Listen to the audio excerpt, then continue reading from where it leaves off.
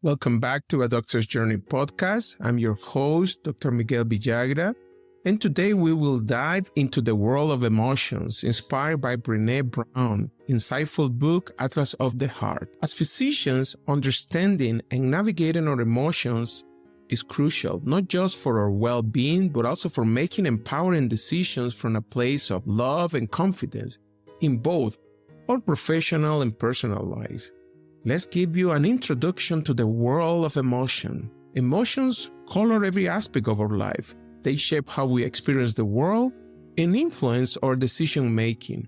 Remember, we make decisions based on emotion and use logic to justify them. This is a hard truth that we all need to realize. How often do we pause to recognize and label these emotions?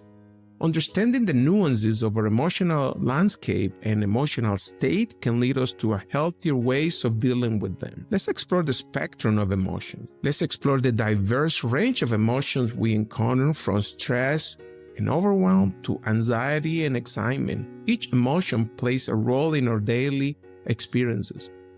Understanding this emotion helps us navigate them more effectively. Stress. We feel stress when we evaluate environmental demand as beyond our ability to cope successfully. Have you been there before? This includes elements of unpredictability, uncontrollability, and feeling overload. This is the so-called the control fallacy, because at the end, we don't control our surrounding environment. We can influence and over time change it too. But this is not something we have a direct control over at a specific given time. And learn the skill to embrace unpredictability. Learn to adapt rapidly. My friends, this is one of the skill sets that I would strongly recommend anyone to embrace and try to adapt into their life. Overwhelm. An extreme level of stress with emotional and or cognitive intensity to the point of feeling unable to function. I've been there myself so many times in my life. Jon Kabat-Zinn described overwhelm as the feeling that our lives are somehow unfolding faster than the human nervous system are able to manage well. Sometimes we just need to slow down, take a little periods of break, and that will help us cope better with this emotion. Anxiety and worry is basically intolerance to uncertainty. Worry is the thinking part of anxiety. It's change of negative thoughts about bad feeling that might happen in the future. We either suffer for no reason or create as fulfilling prophecy. Vulnerability, emotions we experience during times of uncertainty, risk, and emotional exposure. Vulnerability is not a weakness, it's a measure of courage. Why is it so hard to be vulnerable in healthcare? We see it as a sign of weakness, envy. We want something other people have. 90% falls into three categories: attraction, physical or social popularity, competence, intelligence and knowledge, or wealth. Comparison is the thief of joy. Disappointment, unmet expectation. The more significant the expectation, the more significant the disappointment. When this becomes recurrent, will lead to burnout. Regret.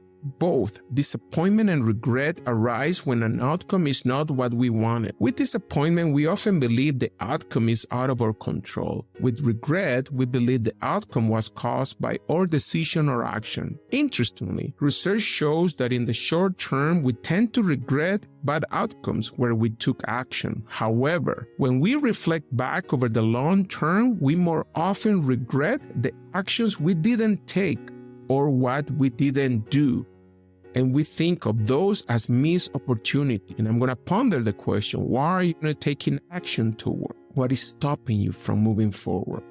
I'm going to show you the AFRA Tool, which is a framework for emotional coping. The AFRA Tool is inspired by Robin Sharma. It offers a powerful approach to managing our emotional state. It stands for awareness, feel, release, and ascend. And this tool helps us not only identify, but also process and ascend beyond our emotional challenges. Awareness and feeling. Awareness is the first step. It's about recognizing our emotional reaction and their physical manifestation. By acknowledging this sensation, we bring them into our conscious mind.